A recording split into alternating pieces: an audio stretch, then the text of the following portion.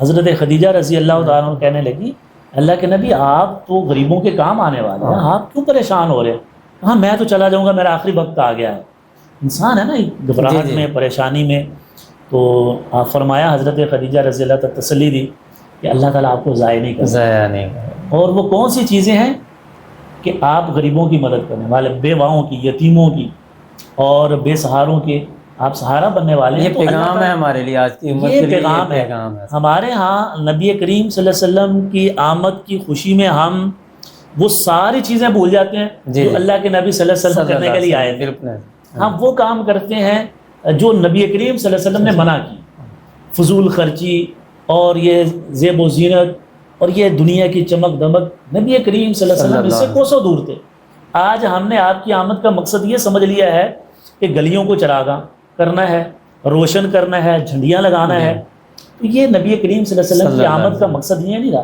نبی کریم نے تو نبوت کے ملنے سے پہلے ہی وہ کام کرنے شروع کر دیے تھے جو کہ ایک نبی کو زیب دیتے ہیں.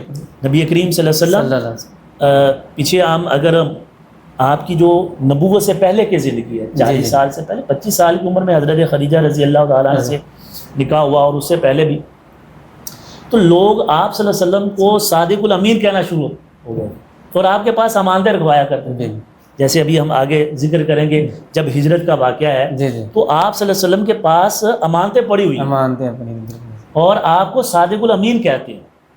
اور پیچھے بھی آپ نے ہم سیرت کے موضوع میں آپ نے سنا کہ وہ جو حجر اسود کا جو معاملہ تھا کہ وہ حجر اسود لگایا جائے خانہ کعبہ میں، تو آپس میں لڑائی کا خطرہ تھا کہ یہ جنگ نہ ہو جائے، تو اختلاف پیدا ہو گیا. تو نبی کریم صلی اللہ علیہ وسلم سے فیصلہ کرایا اور آپ صلی اللہ علیہ وسلم نے کتنا خوبصورت فیصلہ کیا کہ وہ اپنے ہاتھوں سے رکھا چادر میں اور کہا چاروں کونوں سے پکڑے اور حجر اسود کو جا کر وہاں پر لگا دیا. تو نبی کریم صلی اللہ علیہ وسلم کی آمد کا مقصد غریبوں کی مدد کرنا ہے، بے سہاروں کا سہارا بننا ہے. یہ ہے نبی کریم صلی اللہ علیہ وسلم کی آمد کا مقصد.